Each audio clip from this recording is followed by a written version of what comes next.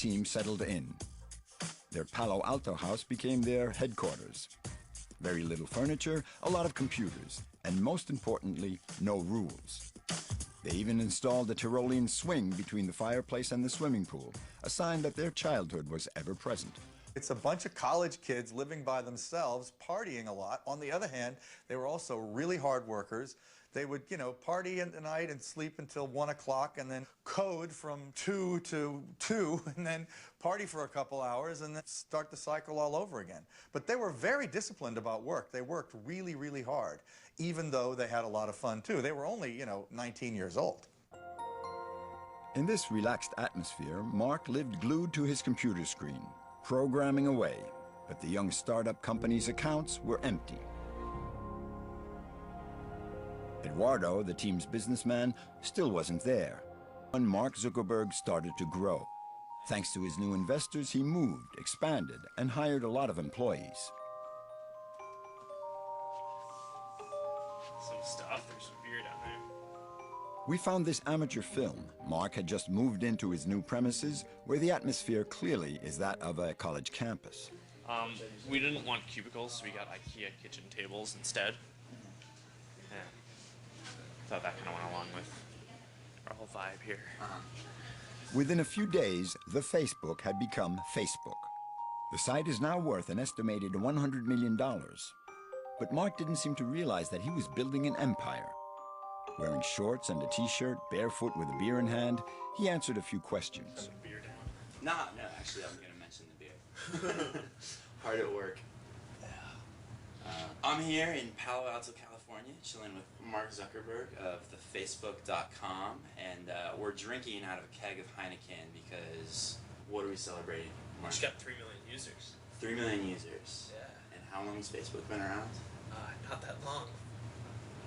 A little more than a year. Like a little more than a year. At this point, yeah. And 3 million users. Yeah. And that's a lot for the internet.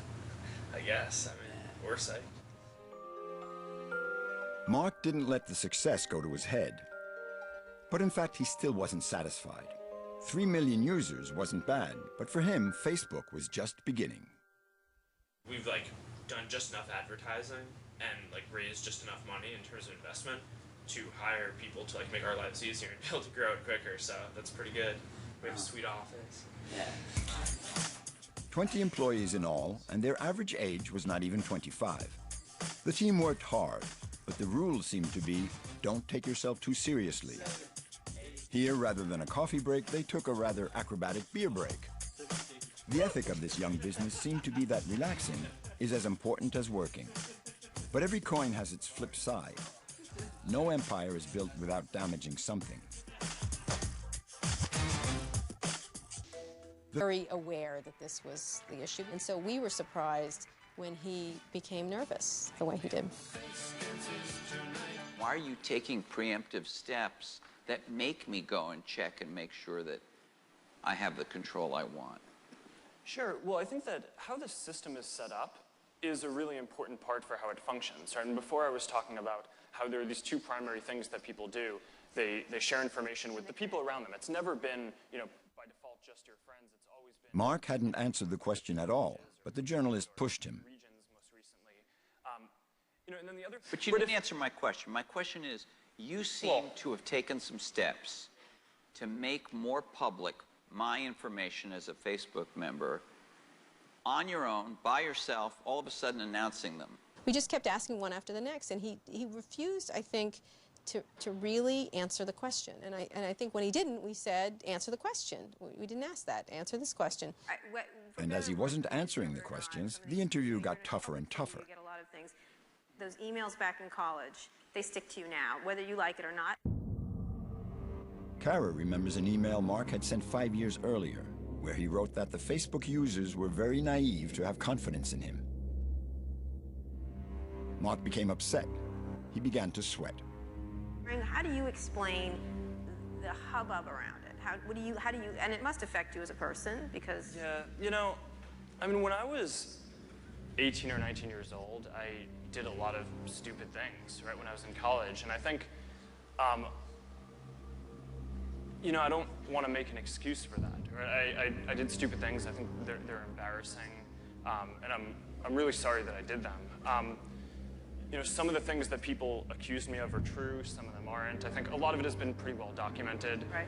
You know, the Would you like face to mask say which pranks. ones are true? You know, I mean, I think I actually don't even know, looking back. You know, Mark was losing it. He was no longer in control of the questions and started sweating even more. Just started to really sweat, really. Sweat. That's what he did. Describe how much he was sweating. Oh, it was, we called Sweatapalooza. You couldn't see it from the audience, but it was significant and disturbing. And it was one of those things where, it was doing this kind of thing, about to come off his nose. And one of my worries was that he was going to faint. He was a little white. He looked a little sick. To me, it was a classic panic attack. He said he was feeling not well later, whatever. It just wasn't good for him. In an attempt to lighten the mood, Cara took a pause and tried to make a little joke. It's okay. You want to take off the hoodie? you know, I never take off the hood. I know you don't. What's with that? There's a group of women in the audience that wish you would. And... No. Girls? Whoa. Wiping his forehead, Mark took stock of the situation. He was looking for a way out, but the questions started coming again fast and furious. Instant personalization thing was that you did, and why you did it, and what's the value of it to your users? Maybe I should take off the hoodie. Take off the hoodie. Go ahead. You want to? You want? Go ahead. To gain time, Mark decided to take off his sweatshirt, but he immediately saw it was a mistake. Yeah, no, it's a thick hoodie. It's a company hoodie. We print our mission on the inside. What? Oh, really? my God, the inside of the hoodie, everybody. Take a moment. What is it? Making the world more open and connected. Oh my God, it's like a secret Cool. cult.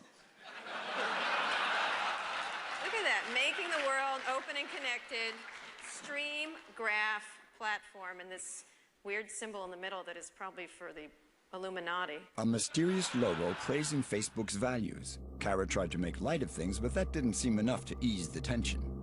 The interview was a disaster, and Mark Zuckerberg knew it. Vague, unclear, in a panic, he had been unable to defend himself to the press. This was the very worst kind of publicity. That day, he realized how difficult it was to communicate, and he realized that if he wanted to assume his role as Facebook's CEO well, he had to overcome his unhealthy anxiety. Starting the Startup Education Foundation, whose first project will be a $100 million challenge grant. $100 million. To the applause of the studio audience and before tens of millions of television viewers, Mark Zuckerberg announced his first gesture as a philanthropist. It was a message that won over the whole of America. Mark Zuckerberg donated, or promised to donate, $100 million to Newark's public schools. Oprah said graciously, you know, this announcement was going to be put off. We were going to announce it another time, and I insisted that we had a schedule, that it needed to be announced this week. So the company denied that it had anything to do with the movie, but that's a pretty strong coincidence. When Facebook had just announced its upcoming move. Nick wanted to be the first to photograph the headquarters of the world's #1 social network. It's a bit bigger than I expected. This whole building, the whole complex on the right. This was a different kettle of fish from the little house in Palo Alto. These premises, estimated at $730 million, could accommodate 3,000 employees. A few kilometers away, Nick shows us the company's present headquarters, where Mark would spend up to 18 hours a day. And a few yards from there, Nick shows us Mark's house. It's March 2011, and for the moment, the young billionaire is living in this rented house. The simplicity of it all annoys our paparazzo. Oh, there he is. One Sunday, lunchtime, Mark Zuckerberg was leaving his house. Had he spotted us behind our tinted windows? Not necessarily, but Nick was being very careful and decided to park the car.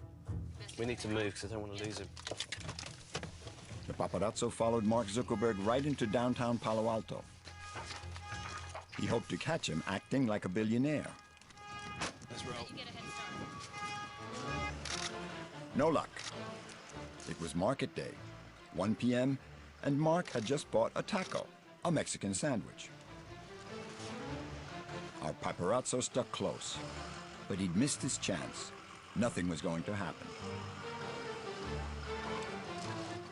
Because in Palo Alto, Mark Zuckerberg went completely unnoticed. Nick Stern could tell you that. Again, today, sticking to his own ways, Mark had behaved like Mr. Normal. The man with the 35th largest fortune in the world even went as far as sitting on the ground to eat.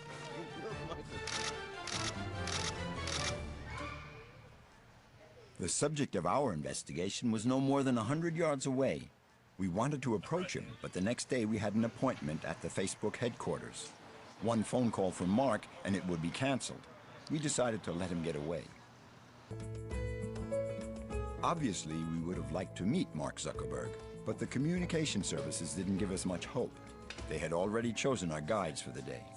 Recently, President Barack Obama even asked him for suggestions to help the American economy confront the economic crisis. He even went to his premises to launch his presidential campaign. Recognition, a status that will probably spark new ambitions in the young businessman. He has just bought this property, estimated to be worth $7 million. And the ultimate acknowledgement? The young billionaire was named Person of the Year by Time magazine. At the age of 27, Mark Zuckerberg is probably at the height of his fame. Today, Facebook has been floated on the stock market at $100 billion and has more than 850 million users worldwide.